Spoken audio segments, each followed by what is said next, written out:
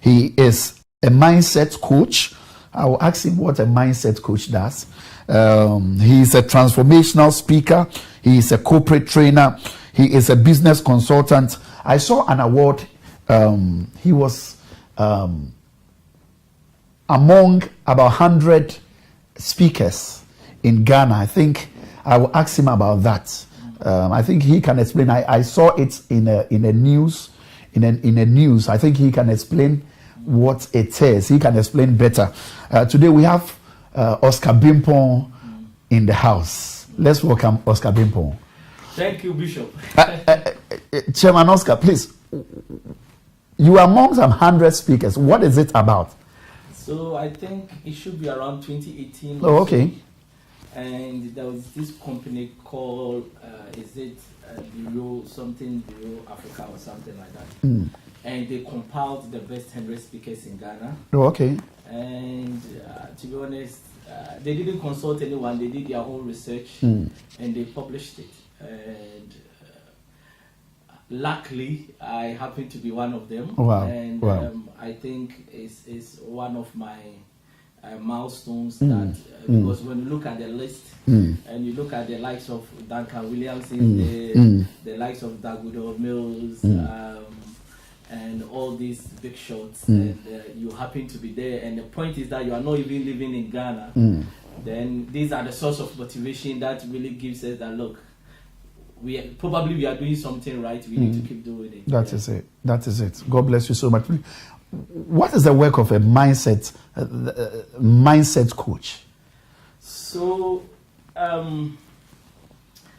the work of the mindset coach is to help somebody to break certain patterns. Okay. So, if you have been doing things over and over again, experiencing the same results, and you are not moving to the next level of your life, then then probably that is a mindset issue. And the question is that how can we break that pattern for you to really move on a different path that is going to bring different results? Because, for example, people at the end of every year, they talk about New Year resolutions. Yeah. And in a month or two, whatever the purpose that they were going to do, they give up. And this is year on, year on. Now, the question is that how can we break that pattern for you to be purposeful the whole of the year? And that is where we come in. It's about breaking certain barriers in your life. Okay. For you to steer your path on a different path where continually you are going to get the results that you need. Wow, wow, that is wonderful. Now, looking at our team from the prison mindset to a purposeful mindset, I want to give a scenario. I have seen fowls, or let me use a big animal, a goat. When we're young, sometimes you find out that some goats were tied to a tree. Now, when this goat is tied to a tree for about a month, after that, sometimes you don't see the rope on the neck of the goat to the tree. But what you find is that the goat is sleeping under the tree. And sometimes the question is, what is happening to the goat? And sometimes you set the goat free and the goat is still standing there. He is standing there whilst the rope is what? It's not there. The rope is not there. And I just want to ask this question. When we talk about mindset, what is mindset? So based on your scenario, I think I had a similar scenario in my book. Okay. That is Mindset Revolution. And the scenario was, there was a research being done on a donkey. And the donkey was tied to a tree, as you were saying. But this time, over time, so when the donkey was tied to a tree, he was trying to really break off. But then it wasn't working. So the donkey, over time, gave up. Then over time, they took the rope and tied it to a chair. Okay. And the donkey never moved. That is a prison mindset. Now, the donkey in his mind now has accepted that they are accustomed to stay where they are. And that is with so many people that are living in this life. This donkey scenario is happening in so many people's life. Because the person failed in business, he says, I'm not going to do business again. Okay. So in their minds, if any opportunity comes in business, they don't want to go for it. Why? Because they are like the donkey in which the rope has been removed and now tied to a chair in which they can run with the chair, but they are still holding on, that they think they are still tied to a tree. So now what is mindset? Now mindset comes from two ways: mind and set. Now when you look at this here, we have got about 3 cameras here. Yeah. One is set on you. Yeah. Another one is set on me. Right? The one that is set on me can never ever be set on you until somebody moves it. Meaning that the one that is set on me have been set to operate on me. Okay. And that is the job that has been assigned.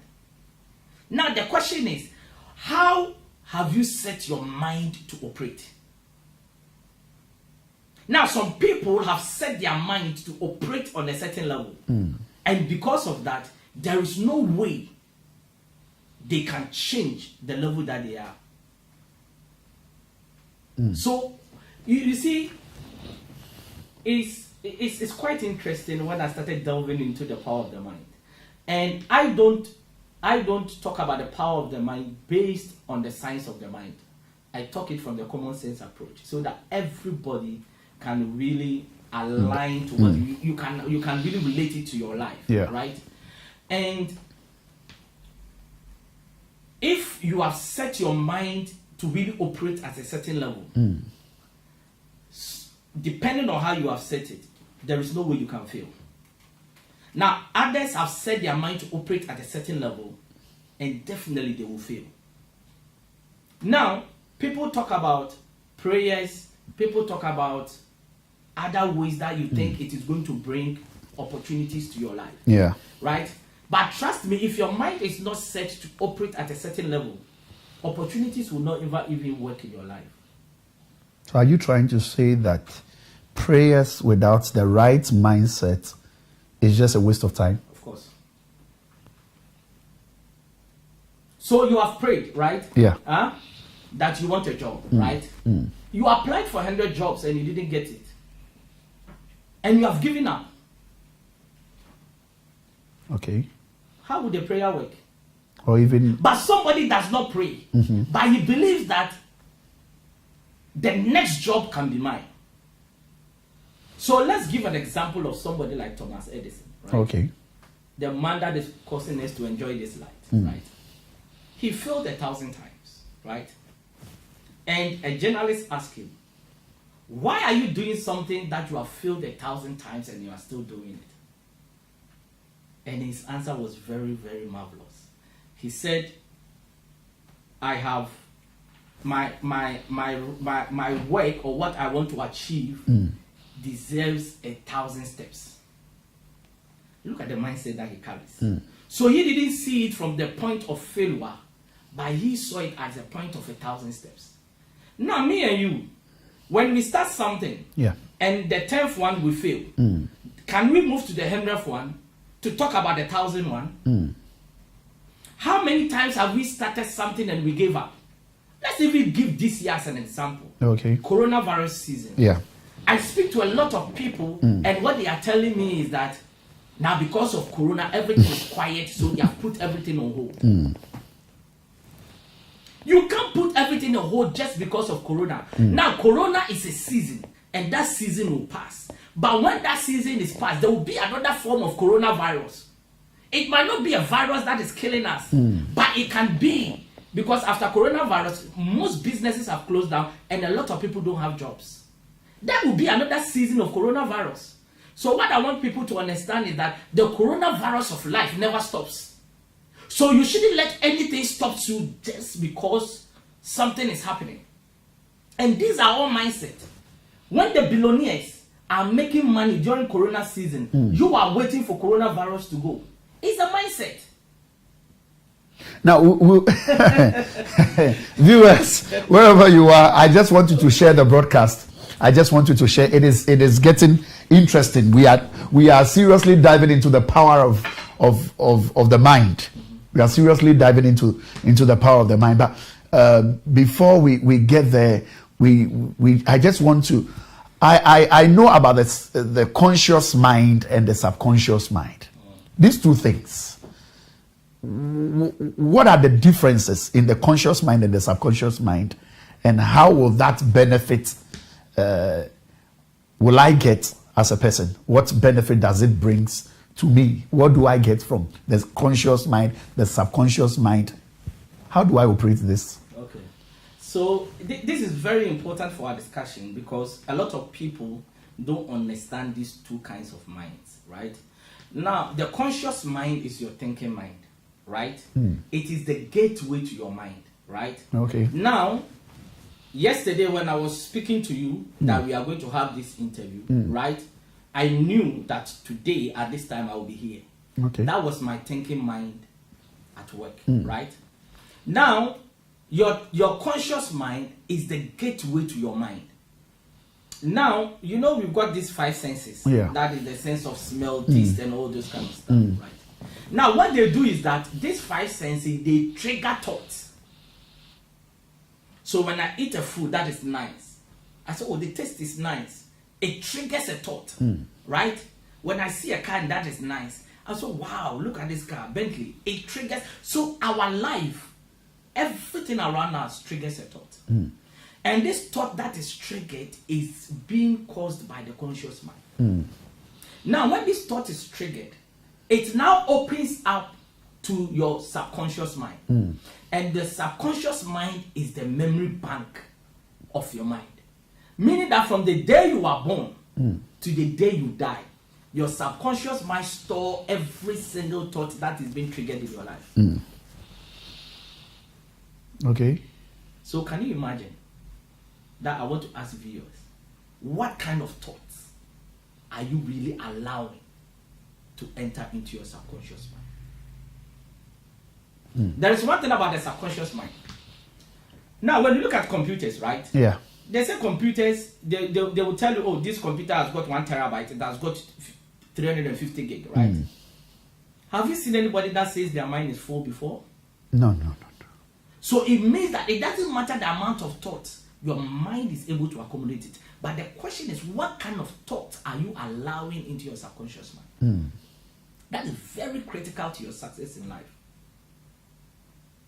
So the mind, these two kinds of minds, we need to understand their operation, and we need to know how to guard against it. Right?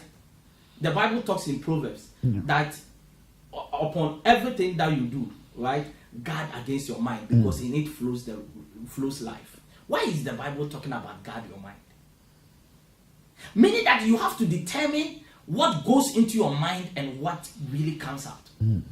You are the police of your mind.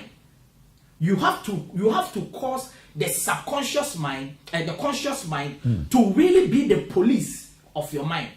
Meaning that it has to determine what goes into the subconscious and what does not. So if your mind is like a freeway, Okay. if your mind does not have no gatekeeper, it's like you allow everything to enter your mind, then how can you succeed? So your conscious mind should be the sieve that is going to allow certain things to enter the mind and certain things. So for example, if I look at something and I don't like, when I see the next time, why should I look at it? That is you becoming the police of your mind now. That is it. But if you look at it today, the next day you see it and you look at it, it means that your mind is a freeway. Anything enters. It's like the deep sea. The deep sea allows anything to enter, whether rubbish, whatever it is. What does the rubbish, what do? They kill the living things in there. So it means that there's some of the things that you allow into your mind can kill some of the good intentions that you have. I want to throw you outside the box. Now, most of the time there are things we hear, and some of the things we hear is comparing Africa to Europe and to places like America. Now, I know you've heard most of these things, like, why is it that Africa has everything? The gold, the diamond, the timber, the natural resources. Most of these countries, they have nothing. They have no gold, they have no timber, they have no diamond, they have no bauxite, they have no oil. Africa is blessed with all these things. But yet, Africa is suffering. Most of the time, the answers people give is leadership problem. Now, is the problem a leadership problem? This is an interesting question, right? And I think probably some people will be watching me, and I've had these debates with people from time to time. And there is one statement I want to make. To succeed in life, it's not about the resources you don't have. Okay. But it's about the mindset you carry. Right? We are living in the UK. UK does not have any resources. But they are a successful country. Right? Now, people say our problem is leadership. But I would say our problem is a mindset issue. Why is it a mindset issue? Now, our leaders have done things in a particular way for far too long, and we are getting the same results. Okay. Meaning that the next leader that we change, right? That leader comes and do the same thing that really does not bring any progress to us. Okay. So now what I want to ask is that, is it leadership? I would say no, it's a mindset issue. Because every leadership starts from a particular mindset. Okay. So whether it is an organization, whether it is a business, whether it is a church, whether it is government, the people that are leading us are the representation of the populace. So there is a particular mindset that cuts across. There is an example I always give. Yeah. And some people think that it's quite funny, but it's not funny. So let's look at, I'm not saying all African countries, but almost all African countries. I'm very careful with my choice of words. Now, when you go to move from Ghana to Togo, Ghana they will do gutter and they will not cover it. When you go to Togo, you are more likely to see the same thing.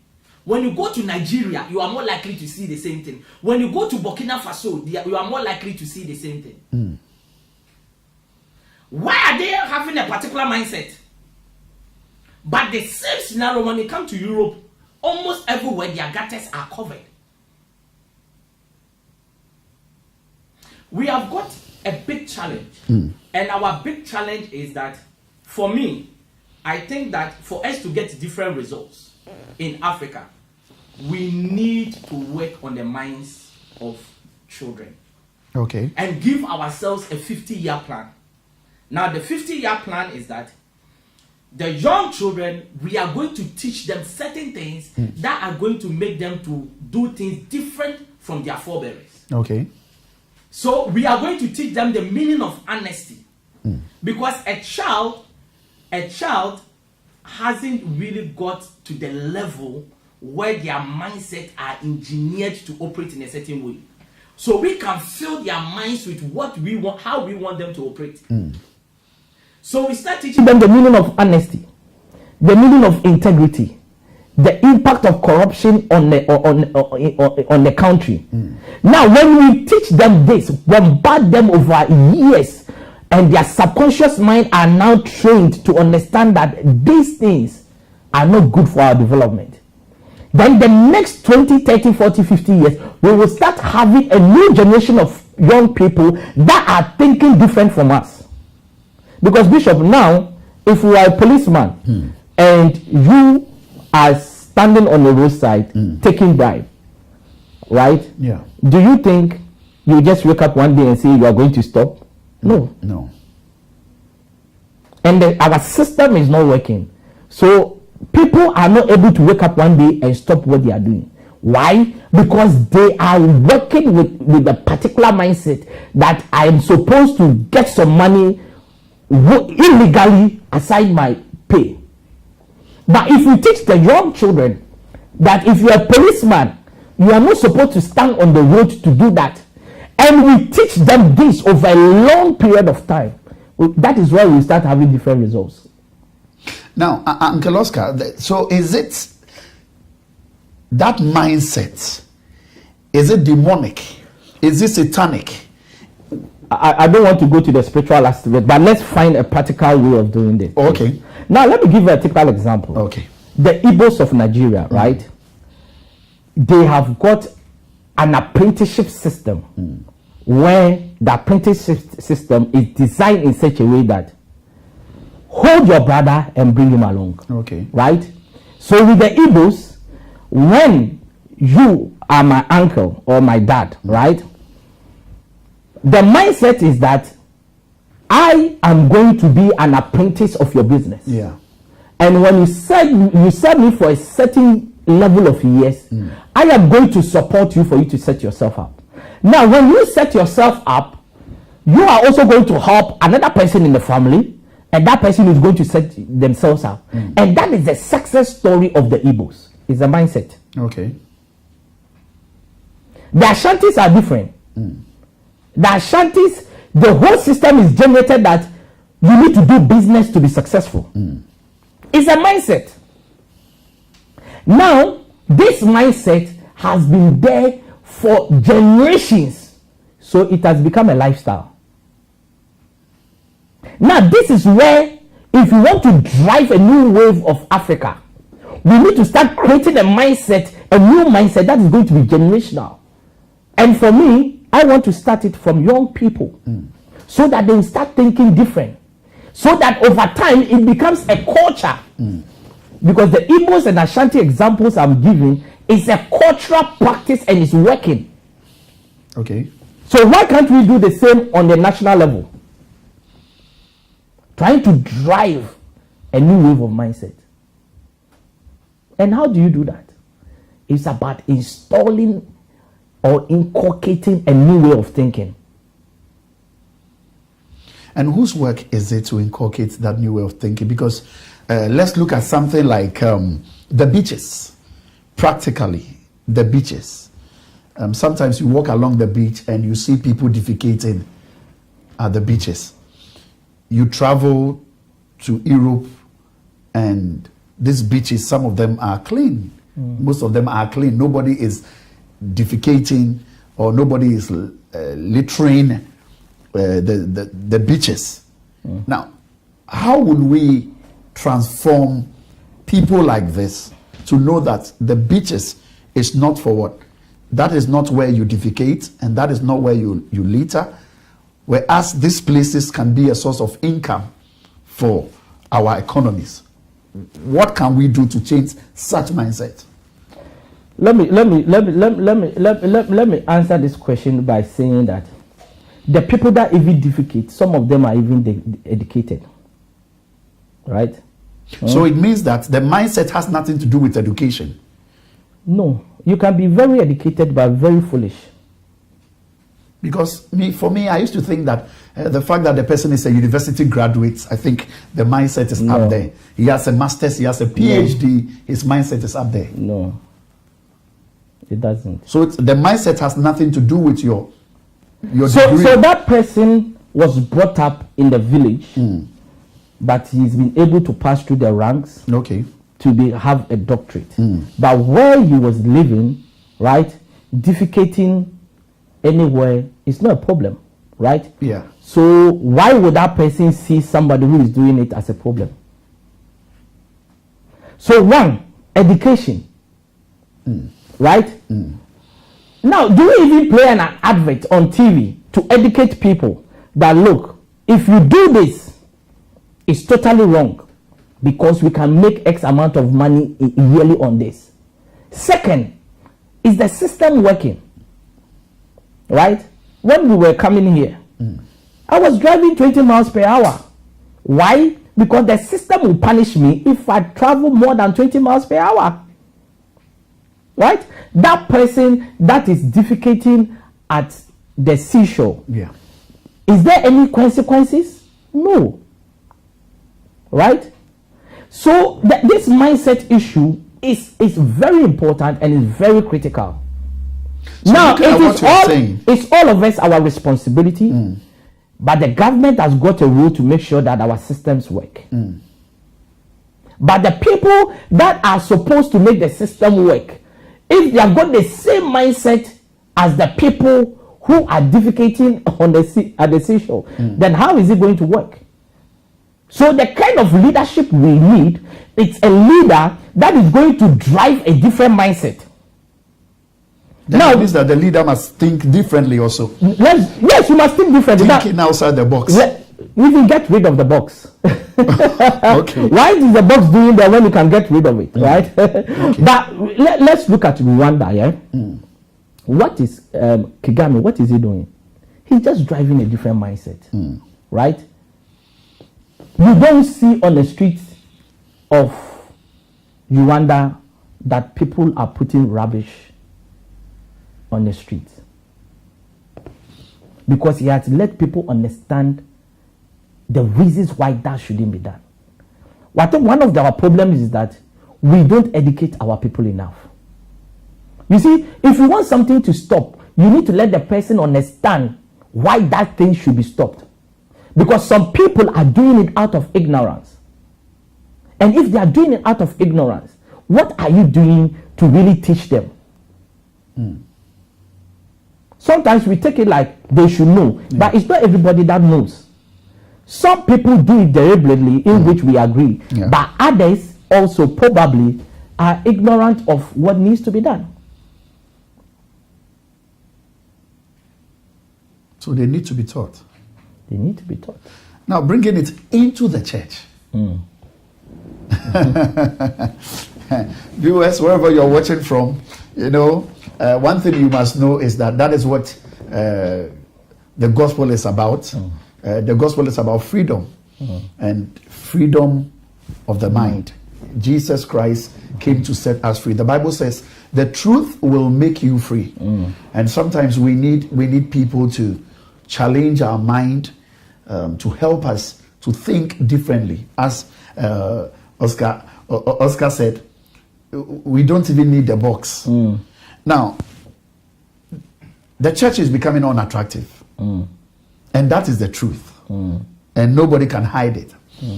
Now, when you watch social media, wherever you go, I think 80% of the information is something that has to do with church, something that has to do with ministry. And it's making the gospel unattractive. So many people are home. Our youth are home. Our young ones are home. Most of them are like, why should I come to church? Most of the time when opportunities are given to people to speak, they speak against the church. They speak against religion. I've heard people say that the reason why there is problem in Africa is because of the church. I've heard people say the reason why there is poverty in Africa is because of religion. Because more than 70% of the people in, let's say, Africa are Christians, and about 3% or 4% or 5% are Muslims. So it means that majority of the people in Africa are religious. But why is it that when it comes to church now, people are living the kind of impact the church is supposed to be making? The church is not making such an impact. What is the problem? What can we do about this? Is this something we are not doing right? It's an interesting and a broad topic, but I will do my best to really give you my honest answer.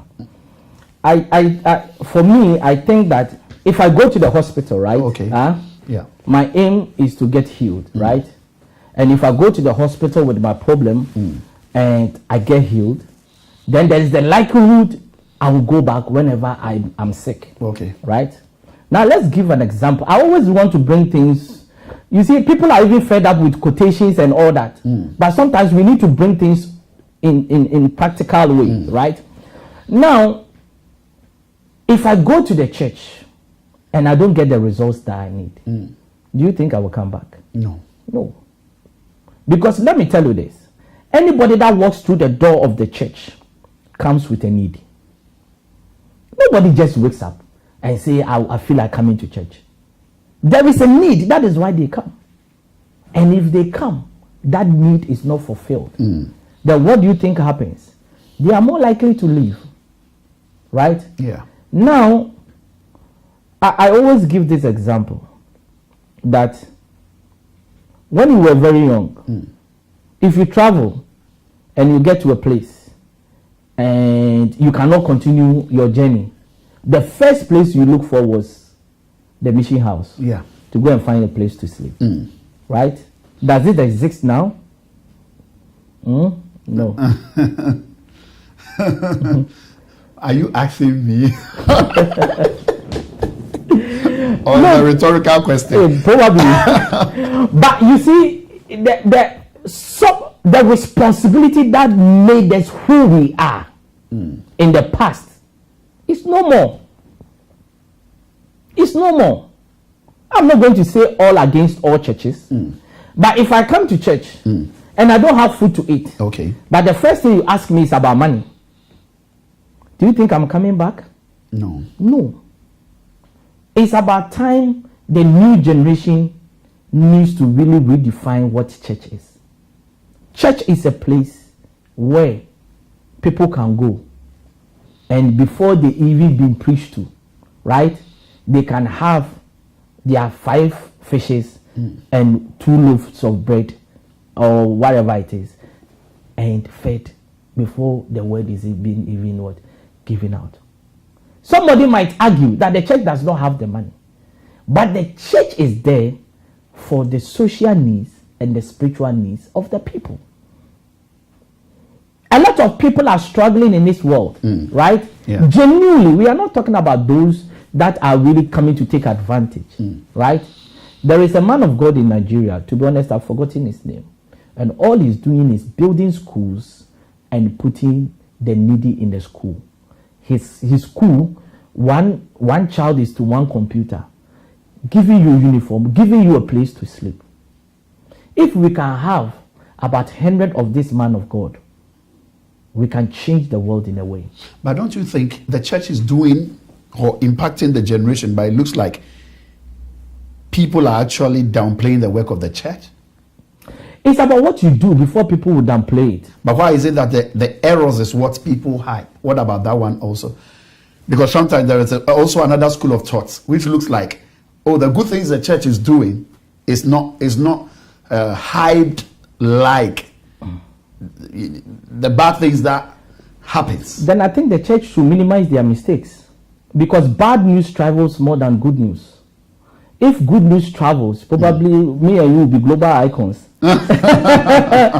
But let's do something wrong now. The whole world will hear. The whole world will hear our name. So it means that the church needs to minimize their wrongdoings. And look, you see, it is about time that we really speak truth to power. Right? That it's not all churches, but some of the churches, the way they go about things is not really helping the church. Look, all of us here, we went to Catholic schools, right? And they were the best schools. Some went to Methodist school, like Kwabotre is Methodist, St. Augustine's, all these mission schools. They are the schools that made us who we are, right? When we were young, we go to church because we will even find biscuit. We will even find food to eat, right? Some people, the food that they eat at the mission house before they come home, that is the food they will have for the whole day, right? Is that really existing in our churches today? No. I'm not advocating that a pastor should not really have a good life. But if a pastor have got 3 aeroplanes, and people are in a church, their children cannot even get money to have education. Do you think this is right? So is the problem mindset or what? Is it mindset? This one, is it mindset? You see, mindset cuts across everything that we do in this life. Every decision that you make today is because of the mindset that you carry. And mindset is not built in one day, it's built over time. Right? So for that pastor to buy 3 aeroplanes, he has really thought about 10 years ago that if my ministry becomes big, I'll buy 10 planes. So that mindset was generated years ago, but he didn't have the right resources at the time, so he didn't buy it. So every aspect of our life, you see, there are two things about mindset. It's either it works against you or it works for you. The kind of thoughts that you tolerate in your mind will determine who you become today. So if you think that today Ghana is difficult, if you think that today UK is difficult, so be it.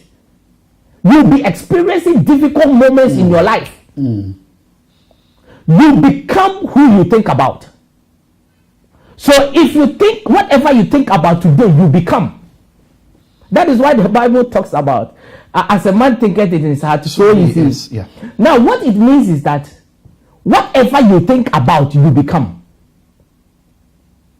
So if in your ways, I have got a young man that I'm mentoring, very intelligent young man. And every time I'm speaking to him, within a short space of time, he will say, boss, it's not easy. And I'll tell him it is easy. The next conversation, boss, it's not easy. Then I will say it's easy. Now, I've done that to him for a long time. And now when he says it's not easy, he will pinch himself and say, boss, it's easy. The narrative is changing. Right? Yeah. Now, as you continually think that it is not easy, you are building an empire of it's not easy in your subconscious mind. Now, there is a research that shows that 50 to 70,000 thoughts runs through our mind in a day. And also, there is another research that shows that by the time you reach 21 years, in your mind, you will have accumulated over 100 encyclopedias worth of volume of message in your mind, right? Yeah. Now, if all these are negative, what do you think? Where do you stand when it comes to any vision in life? So the 50 to 70,000 thoughts that runs in your mind in 24 hours, if all of them is not easy, and you have been saying this for the last 40 years, and when you look at your life, you are nowhere near where you want to be. This is not witchcraft, but this is the true definition of a mindset. Why? Because you are alive physically, but when it comes to any vision, you are dead, just because of the empire of negative thoughts that you have built in your mind. Why is it that now the church has, we have mega churches now? People are going to church. The reason why I'm bringing it to the realm of the church is because the church, Jesus says we should occupy till he comes. He says we should take dominion. He says we will do greater works. We will do greater works. Now, we are, in terms of numbers, we are having the numbers. But in terms of the impact, we've spoken about that. In terms of the impact, I believe that when the church is impacted, or when the church has the right frame of mind, when we think right, it affects the community. Somebody asked me this question in Oliver Tombo some years back. He says, why is it that there are mega churches in Africa? Mega churches in Africa. Yet, the issues of corruption is not going down. And dishonesty. Somebody wants to build a house. I'm a man of God. I hear most of these things. I thank God for you, and I thank God for questions like this.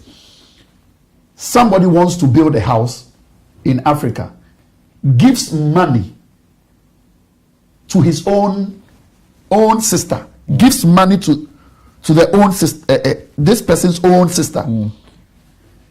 Millions of thousands of pounds. This person working day and night just to build a house. And this lady just sends pictures of how the work is going and stuff, how the work is going. And this woman goes back home and not knowing this lady did not build the house. And the statement the woman made is, in our dialect, you are enjoying in abroad. You were supposed to use the money to bring me to abroad. But you didn't use the money to bring me, but you are using the money to build. That is why she spent the money and she didn't build the house. I know you hear things like this. These things are serious issues. Is this just wickedness? What can we do to change things like this? We are talking about businesses. People want to do businesses. But they are not doing it. People are buying businesses outside, doing businesses outside and stuff. And when you talk to them, they are like, honesty. What is the problem? Oh my God.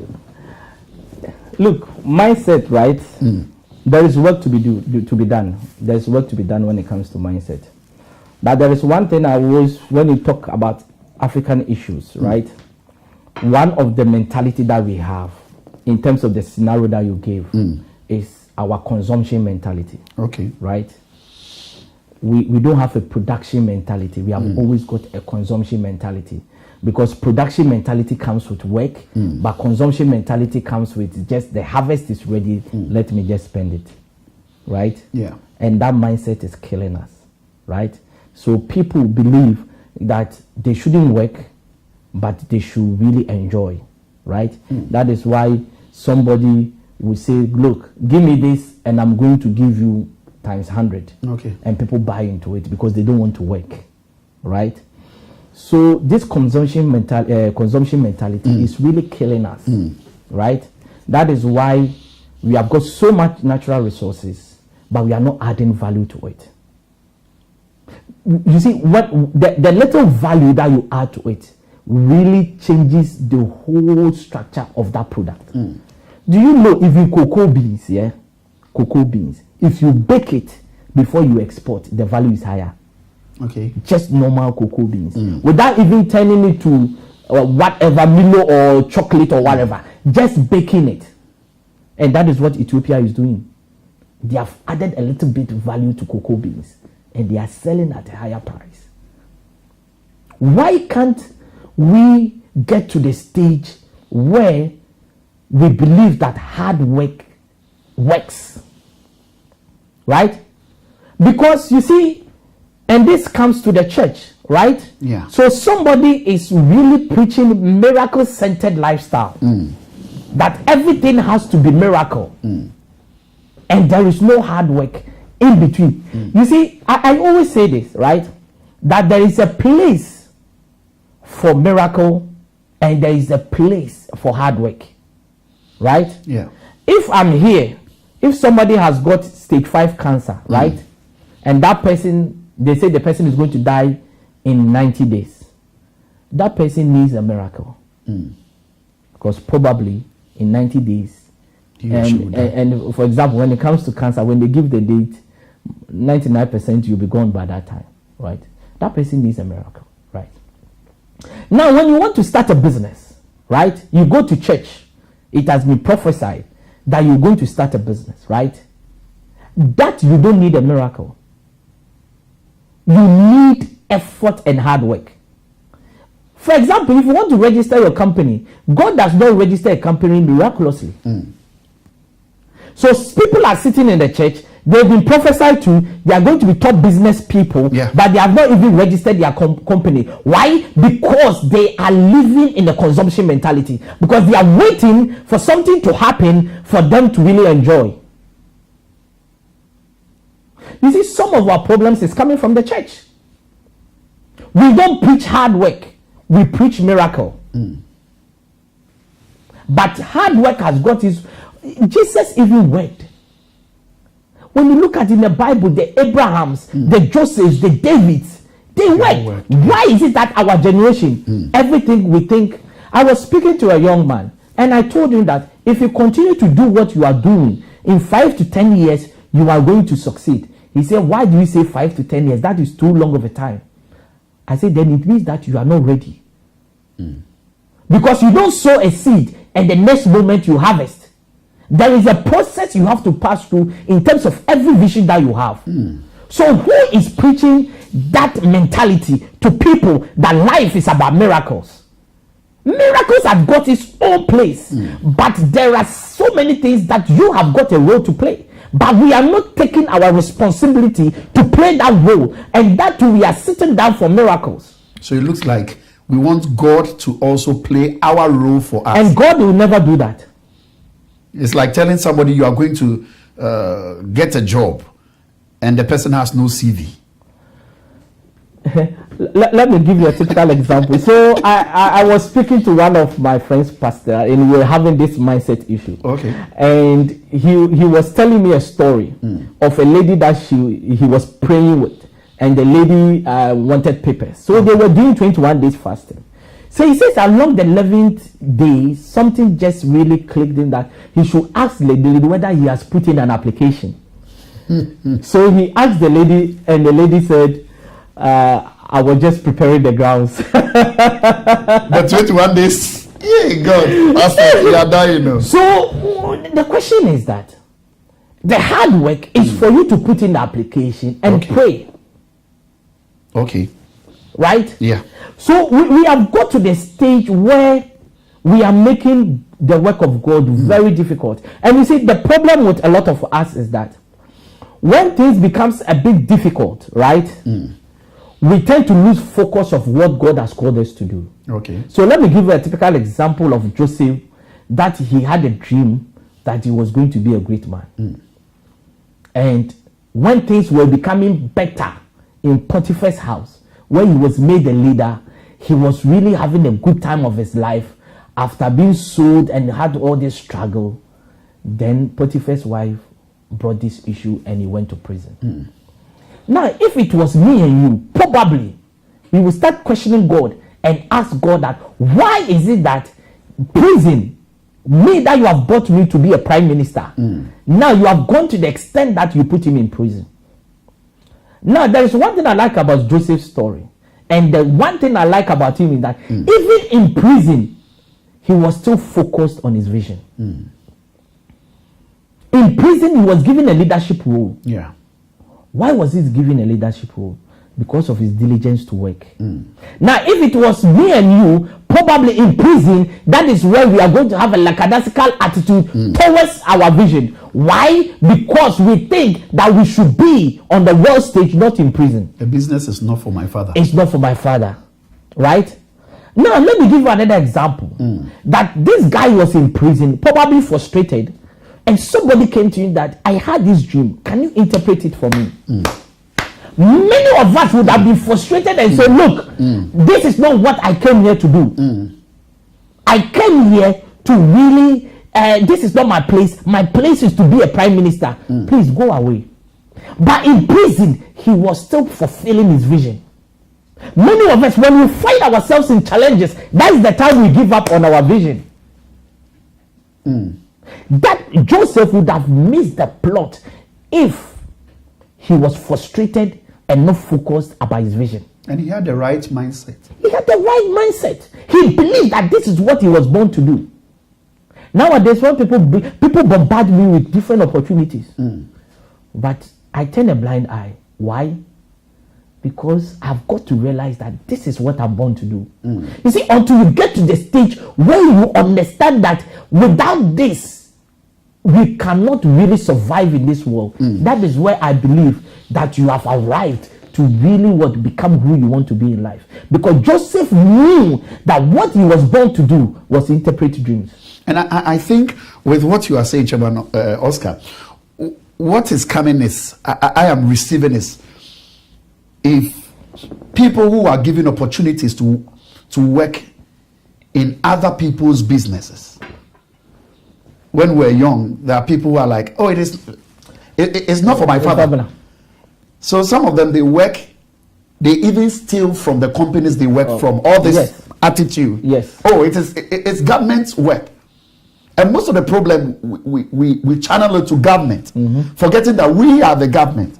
So even when there is a change of leadership, the mindsets, because the mindset is still same. Yes. You go to some of our companies, they say work starts at 9. They'll come 11. They come 11, and when you go there, somebody is reading a newspaper. all these things, is it because of the wrong mindset? How will we gain that mindset of patriotism? That patriotism to say that even though I'm in prison, as you said, I'm in prison, I've been taken from my father, but still I'll be diligent with my work, make impact. I will still make impact in prison. How did Joseph able to operate like that? What happened? Why? Was it because he was being fed well or something? Why? Because he understood what he was born to do, his purpose. Right? He understood what he was born to do. A lot of people in life don't know why they are here on earth for. And until you understand that, life will be a struggle. Right? Now, there is, based on what you've said, a lot of us don't want to sacrifice. Blessings come from sacrifice. And a lot of us don't want to sacrifice. Right? Because if you don't sacrifice, there will be no results. Right? Now, let me give you you see, when it comes to this work example that you gave, I said earlier on that people don't just wake up to change. Something must trigger a change, right? And until we can start having different results, something. Let me give you an example. Okay. I went to Ghana. I've got my business in Kumasi. It's still there, right? Now, when I went to Ghana, I realized that the staff they were not coming to work early, right? Okay. Yeah. And as a leader, what you always need to understand that you need to find solutions. And the solutions you should find should not be the best of solution, but you should be able to reduce the problem to a certain level, even if you don't have the right resources. So when I realized that, I said, look, I'm going to do a timesheet because I don't have CCTV here and I don't have money to buy CCTV. So I'm going to do a timesheet. If you come to work, just sign the time you came in, the time you go, and sign and go home, right? Most of the times I will not be in the office. My brother will not be in the office. When they come late, they sign the normal time they are supposed to be there, right? But sometimes too, they will come in and probably we are in the print house and they wouldn't know we are in. They will sign the normal time and we will check and we say, look, this is not the time you came in, write the correct time, right? Now, at the end of the year, all those that were coming to work on time, we gave them very good bonus, bought them rice, gave them some chicken, blah, blah, blah. And the next year, it improved. Okay. Right? Now, what am I saying? What I'm saying is that nobody wakes up to change until something triggers the change. Okay. We are living in the UK. The policeman you should not go and stand on the roadside to check my speed limit. There are cameras everywhere. Mindset.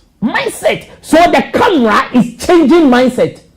It's quite interesting, isn't it? Whether you like it or not, the camera is changing mindset. Because if it's 30 miles per hour and you go 33 or 35, you get a ticket. Now, when I was coming from Croydon to here, East London, south to East London, right? I cannot count the number of cameras that I met on the road, on the M25. Now, let's give this example. If I was going 90, 80, and all this camera, they capture me, by the time in a week's time, I will have maybe a letter that it is going to cost me £1,000 of the ticket I've got for overspeeding. Now the cameras are changing mindset. So you could see that everybody on the road is going within the limit. Are we creating such systems? Because nobody changes until something triggers change.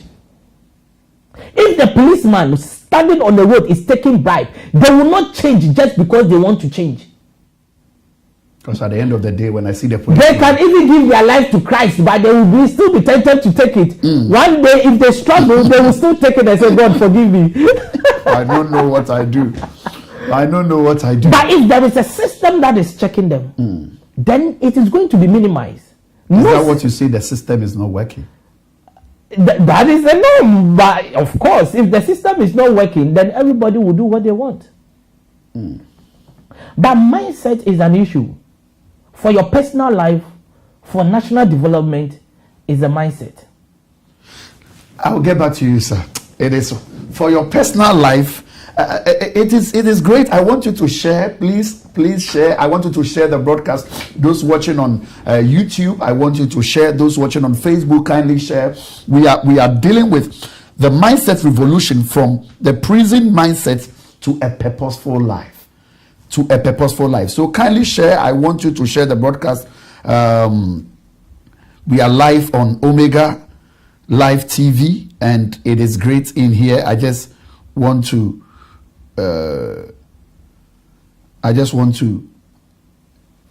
read some comments.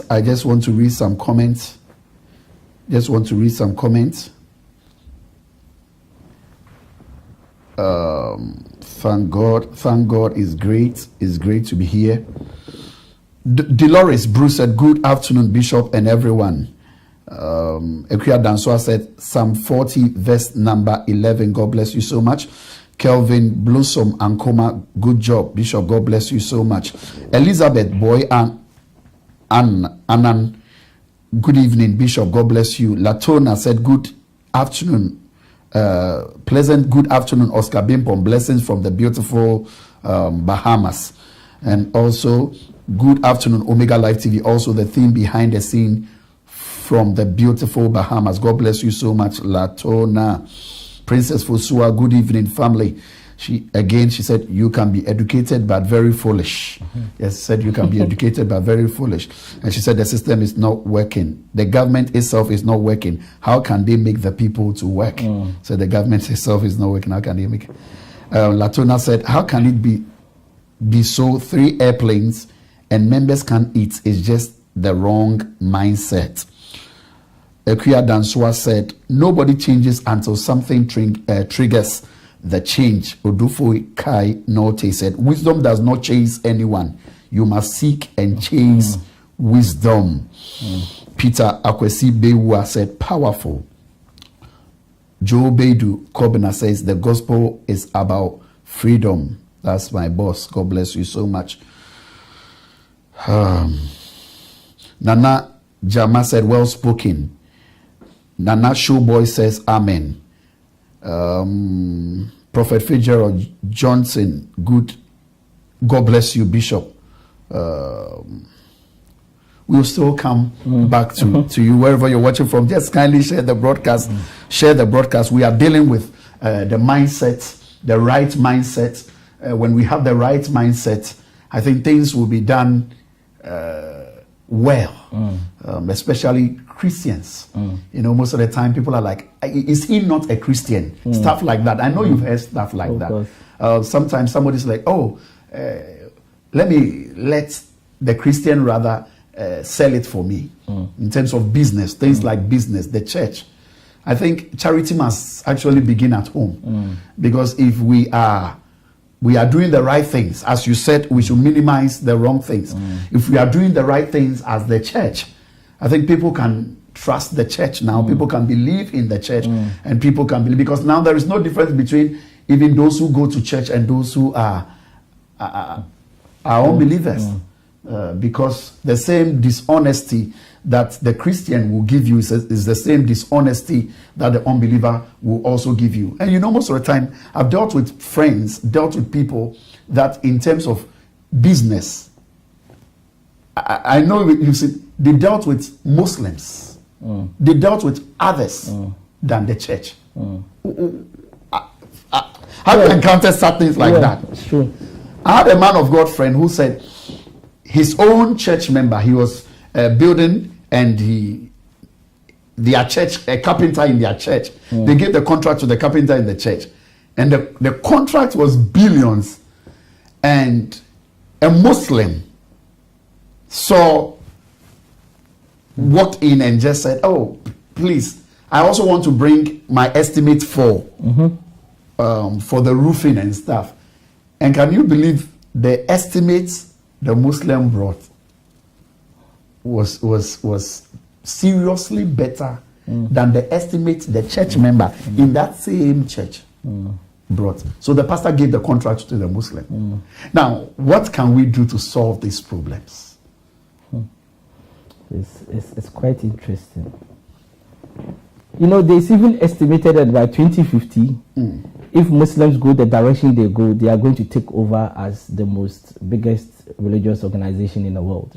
Do you know that in Ghana, when personalities, they are given a personality award, the national chief imam, recently, if you saw the Ejura issue, yes, you saw that the vice president rather took the national chief imam. Yes. It's about the image, isn't it? And look, let's look at Muslims in this country, UK. Yeah. They help themselves. They support each other. They work together, right? Their sense of honesty is overwhelming. Why am I saying that? If you go to a corner shop, right? Yeah. And you see one Indian young person supporting. It's like the same of the Igbos example that I gave, right? Yeah. You see this young man will be supporting for some years. One day you go to the corner shop and you ask, where is he? They say, oh, we'll open another shop for him here. Service, right? With our own people, right? If they serve for few years without getting what they want, they cannot. But these people will have the humility to serve, and over time, they are being supported. Right? Now, going to church now, especially in Ghana, maybe I can add Nigeria, probably is fashion. I was telling somebody that going to church now, on Sunday, it's like probably British people going to the pub on Friday. Holiday. It's a lifestyle. Yeah. It's supposed to be done, and that is why they are doing it. But they don't have they are not getting anything out of the church that they are going. Because if you go and you multiply the cost for a work for somebody, and you are also in a church, then the messages that you are hearing, what is it doing? Then it means that one, the messages are not really making impact, or two, they are receiving the right message, but the mind has been set already. And that is why I'm saying it's not becoming a fashion. Because when I look at my parents, when I look at my grandparents, right, they had a level of honesty. Our generation is different. Now, when you go to Ghana now, right, sometimes some of the things they are selling, the same thing, the same brand is expensive than UK. How? And this is where we have got to. Until the mindset changes, nothing will change. And who is supposed to work us through the mindset change? It's the message that is coming from the pulpit. Somebody said something, Rita Ahin. He said, the laziness of some Christians causes some churches with lazy and exploitative pastors to manipulate them. And that is the mindset issue. We have already even talked about this already. What message is it coming from the pulpit? So what kind of message should we preach? What kind of message should be preached? What is even the church about? Right? When we were very young, when you go to church and you come home, sometimes you feel sad because you have done certain things that you felt that, wow, you understand? These days, does it really happen? That somebody went to church and he felt that, wow, the message, I have to change. Huh? You go to church and you slept with a girl before you went to church, and you go and the message was about that. Probably maybe 1 month you don't even want to see the girl. Now, does it really happen?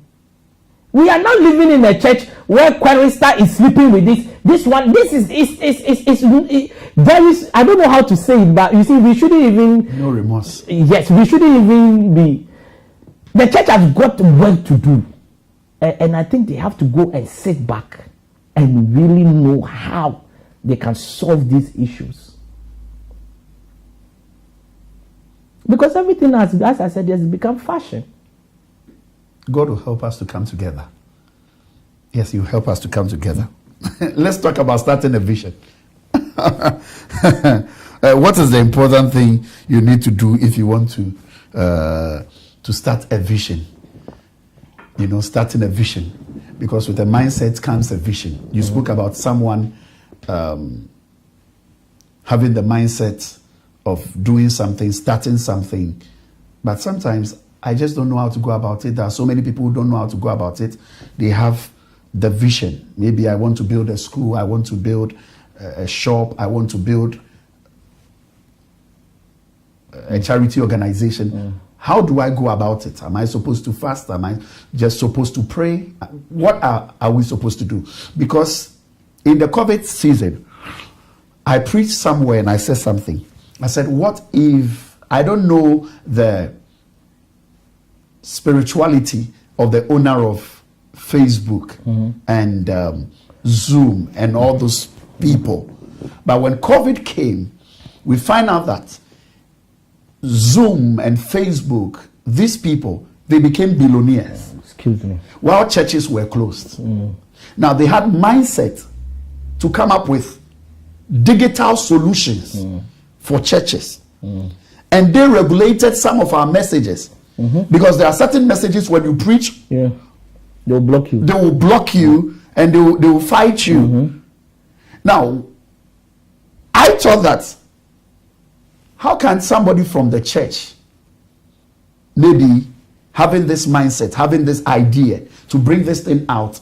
So Zoom belongs to one church person or Facebook belongs to one church person, that he's like, okay, whatever you want to say. Like, I'm not talking about whatever you want to say as whatever you want to say, but some of the words, some of the messages, straightforward messages, you want to talk about certain things, you can easily talk about them. Things that are abomination, things that are against God. You are not able to say it because most of the people handling some of this social media are into some of these things.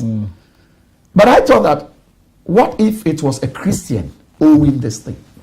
Even Donald Trump is blocked, isn't it? Seriously. Yeah, but you see, there is one thing I tell people, and this is one thing that if I have knew earlier, it would have really helped me. And that is, work on your mind before you work on your vision. You work on your mind before you work on your vision. Now, I should work on my mind before I work on it. So I should not just run. No. A lot of people do it the other way around. Okay. They work on the vision, neglecting the mind. Right? Now, this is what happens, right? For you to succeed in life, you must really have that mindset that even when you fall, you will rise. And it doesn't matter the level that you fall from, right? So let's say, God forbid, right? God forbid. Omega Live TV catches fire and all these big gadgets are gone, right? Yeah. There are two things that is going to happen, right? Now, the owner, if he has got the right mindset, the first thing that will happen is that I am going to build this again. If he doesn't have the right mindset, I'm gone. It's over. I want to find something else to do. Right? I've got a very good friend who in COVID season has lost his company. This is a person that is a millionaire, that he can wake up today and just have a chartered plane to New York. Right? Everything has fallen down. Now, this man, if he has got the right mindset, will come back again. Okay. If he doesn't have the right mindset, it is over. So it is not about the resources you don't have, it's about the mindset you carry. Because when you fall, mindset becomes critical to your upliftment. Okay. When you fall, mindset becomes very critical to your upliftment. So it's not because of the resources, and it's not because of how great you fall. So when people start a vision, they are chasing resources. Okay. So you can get all the resources, but when you lose all the resources in one day, how do you come up? You can only come up if you have got the right mindset.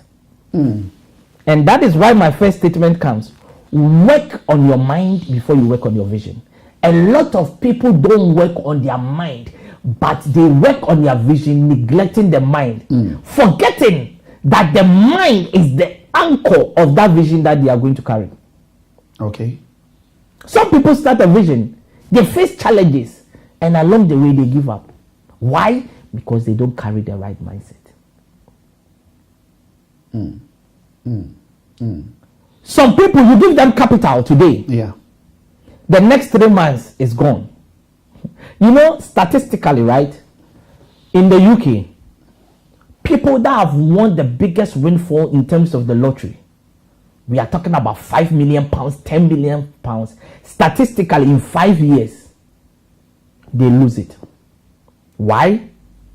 Because they had the resources that they were seeking, but they didn't have the right mindset to carry the resources. So the issue is not the resources. The issue, you see, if it was about resources, then Africa should have been rich. So it's not about I want the resources. No, I must get the resources. No, it's not. I need a place first. You see, if you don't have the resources, but you have got the right mindset, you attract the resources. Okay. The right mindset. You see, what people don't understand is that, look, I helped somebody, and one day the person called me and he was like, do you know what? Yeah, God has blessed me, and I know you have got a role to play in this blessing. And I'm going to remind you of this. When I started my business, all the things you did for me, you will never charge me a pound. And at that time, I couldn't pay you as well. But do you know what? I'm going to give you this opportunity. This opportunity is going to cost you like 30 minutes a day, but I'm going to pay you this X amount. And that amount he's paying me is more than people that are sitting down 8 hours a day. Now, that mindset that I had, that this guy, I've seen that he has got a future, so I'm going to support him without charging me a penny, is paying off. What mindset do you carry? People are saying, when I meet people, he says, I don't have money to start my business. You don't have the right mindset, because it is not about money, but it's about the right mindset that you are going to have to really back that business. So it's not about the resources. No, you see, when you need £1,000 to start your business, and you can start with £100, start with £100 and back it with the right mindset, because the power of multiplication is in the £100, not in the £1,000. You know, to chip in this, somebody sent me a message from Africa, and the person said, Street Bishop, God is also calling me to the street. I said, fine, that is good. And he says, but I have been praying. And I said, okay, praying for what? And he says, I am praying for a speaker. And I'm praying for a microphone. And that time, for one year, I have been preaching on the streets, and I don't have a speaker of my own. The speaker or microphone you see me preaching belongs to others.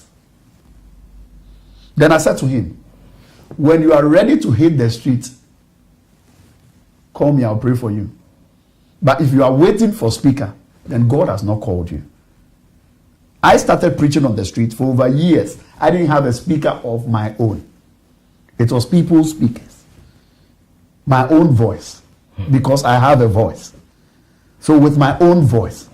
So viewers, wherever you are watching from, you need what? You need to chase the right mindset, Bishop, not the resources. Bishop, let me tell you this here.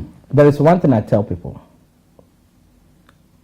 Instead of waiting, start with what you have in your hands. the most cheapest thing in life is a seed. The most cheapest thing in life is a seed. And you don't need too many seeds to really produce a generation of seeds. Let me put that one again. You need one seed to produce a generation of seeds. You need just one Jesus. Just one seed. No, everything is even about one. To fall on the ground. Your breakthrough lies in somebody. Anybody that went to the top went through somebody. Somebody believing in you over just a minute can open the airwaves for you and you become who you want to be. Now, what is this seed scenario that I'm saying? That seed scenario is that your 100 Ghana cedis. That if you don't have a tabletop, start on the street. If you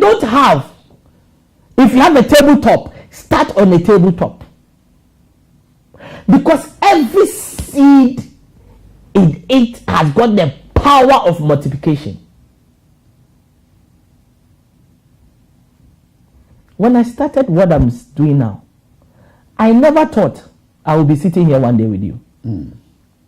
But I realized that upon all the businesses I've done in this world, this one comes so fulfilling. And I settled my life that this is what I want to do for the rest of my life. Impacting people, causing people to believe, causing people to start with what they have, causing people to move forward, even against all odds, believe in what you can do and go ahead and do it. You see, a lot of people are giving excuses. And in our generation, the excuses that we give, it makes sense. And it's very emotional. But no excuse has ever solved a problem in life. So people are like, you don't understand. My business, I need $10,000 to start. Can you start with $1,000 that you have sitting there? Because if $10,000 can give you 500 pieces, can 1,000 give you 10 for you to start? And that is the seed we are talking about. A lot of people are successful in life not because they started big, but because they started with what they have in their hands. I read a story of a guy that is now a millionaire because he started selling sunglasses. He bought $2,000 from his roommate and he started the business. One challenge after the other, one challenge after the other. And today, as we are sitting here, Snoop Dogg and all these big celebrities are wearing his spectacles. His initial capital investment wasn't even his. It was given by his roommate. What do you have in your hands? What can you do best? If you want to sing, what you need is not a dressing. What you need is a voice. I was speaking to somebody who is a singer. I said, you have a social media page? Why are you waiting for pastors to call you when you can come every Sunday and sing to bless people? And one day somebody will see you and say, who is this person? I want to speak to this person because of his voice. What do you have in your hands? If God asked Moses, Moses did not even know that the staff that he was carrying carried power. And we are always waiting for somebody to support us. Now, let me tell you this, right? If you are waiting for somebody to support you, right? You are at the beck and call of that person. Now, if every morning you wake up in the morning that somebody should take you to work, right? One day that person will say, I'm not doing it, right? What happens? In my book, I talked about if nobody is giving you the chance, if you don't have the right resources, if I want to travel from here to Birmingham, right? And I don't have a bicycle, I don't have motor, I don't have a car, right? And I don't have the means of transport to go. My best bet is to start walking. because I have got control over my legs. Somebody will say you are insane, but my legs is the seed that will take me there. If I reach one village, find a place and sleep and continue the next day, it doesn't matter how long it takes me. But the point is that I have started, and breakthroughs and opportunities lies in me starting, because nobody invests in idleness. Nobody invests in idleness. No. You must do something. You must do something. Must take a step. When you go to this program that they have on TV, where investors and all these people, they put in their money, right? If you go, the first question they will ask you is that, have you started your business? How many sales have you made? They want to know whether you have started. Opportunities always comes in when you have started, because it's what people see that opens door for you. But I can bet you that if you are walking, somebody will meet you and stop and ask you, where are you going? But the only thing I don't know is that when that person will surface. But along the way, somebody will surface and say, this path that you are taking, you're supposed to be driving. Where are you going? And that is how doors open. You see, if you want to see the end of the journey, you need a job. But if you want to carry a vision, nobody knows where the end will be. But doors can only open if you start. So I want to sell tomatoes, but I don't have the tomatoes to sell. How will somebody see it and buy it? Somebody say, Oscar, you post too much on Facebook. I say, you don't understand. Because the people that they are my mentors that I follow, who are in the space that I do, they even post more than them, but these people are millionaires. The Anthony Robbins, the Robert Kiyosaki, the Les Browns, all these people, they post like 10, 20 times a day.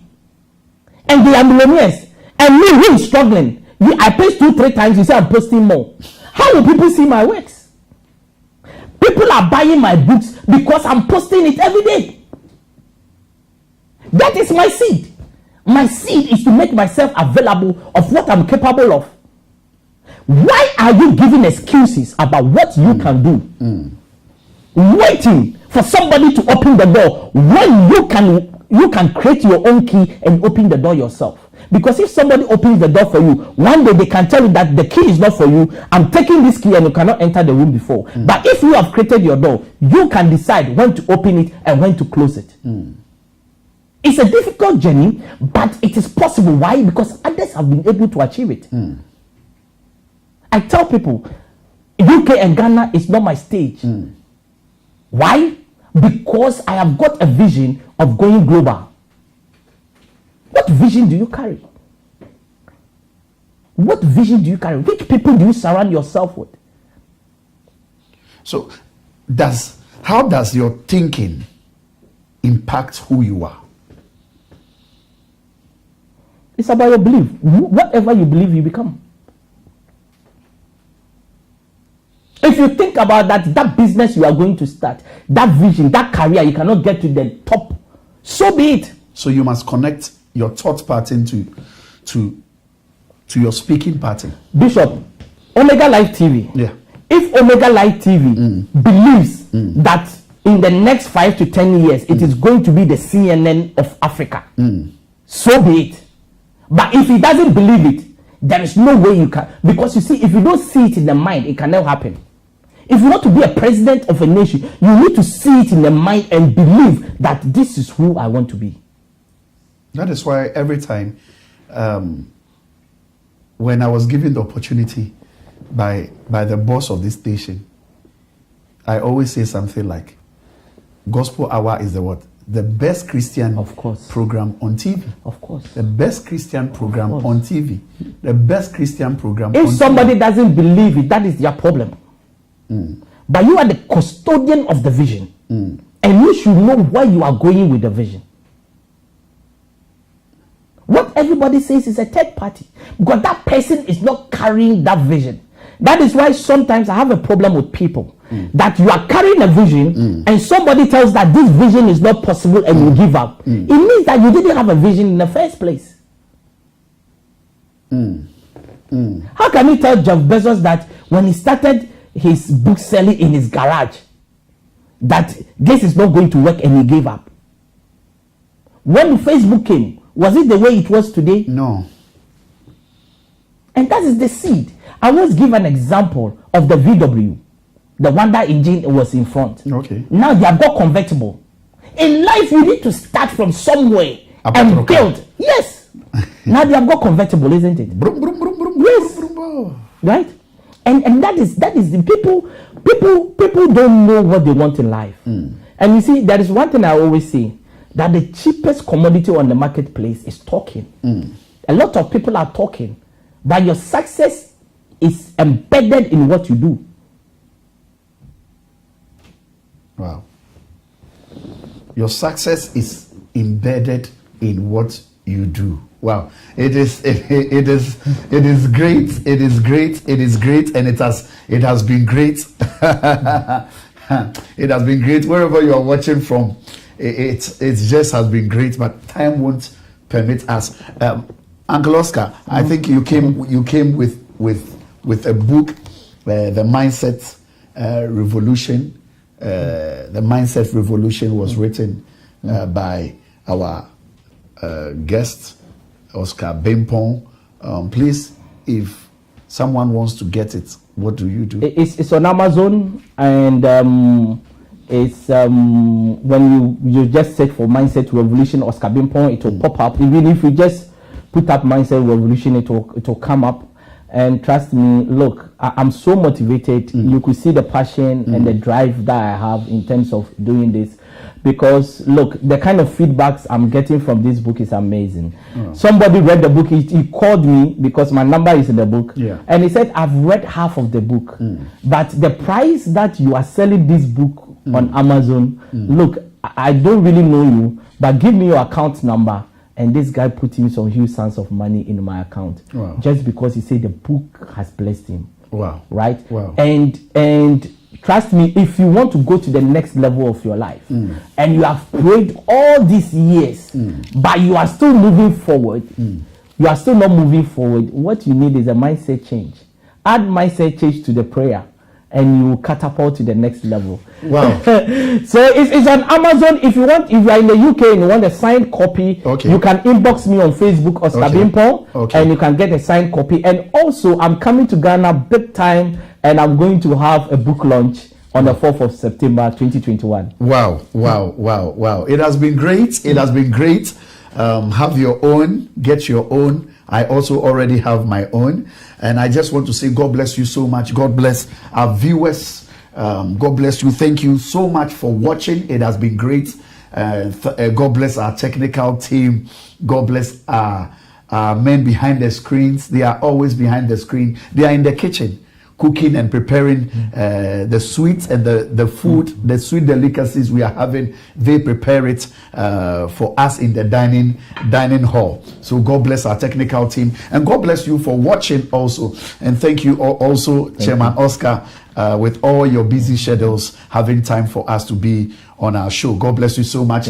As I have always been saying, if you are looking for a church, please look for a church that is close to the word of God, not a church that is close to you. I want to sign out with a shout out to my sponsors, Omega House, Multimedia, Express Pay, and Beleg. God bless you so much. See you Express next week, Pay. same time. And get an extra £10. Terms and conditions apply.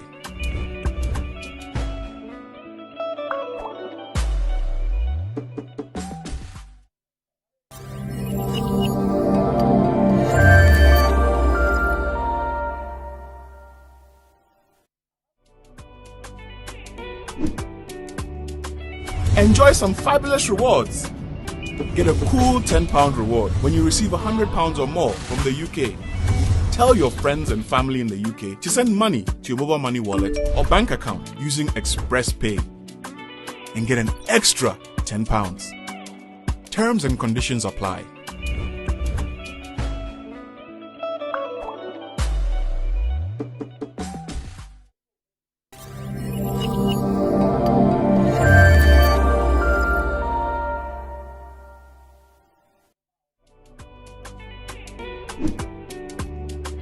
Enjoy some fabulous rewards.